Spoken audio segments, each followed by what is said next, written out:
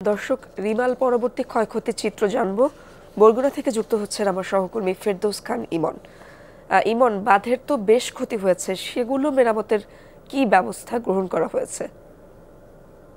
স্বাস্থ্য এবং স্বাদের মধ্যে চমৎকার একটা ব্যালেন্স করে তীর প্রিমিয়াম আয়োডাইজড লবণ।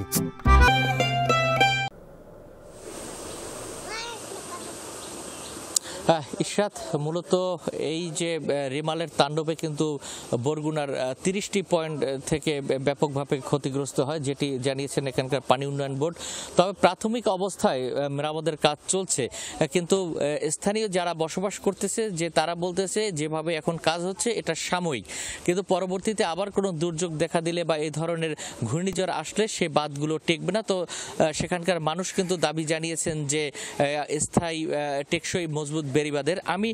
আমি এখন আছি পটকাখালী একটি আবাসন কেন্দ্র, বরগুনা সদর উপজেলায়। আমার বাম পাশে খাগদন নদ এবং আমার ডান পাশে রয়েছে একটি আবাসন।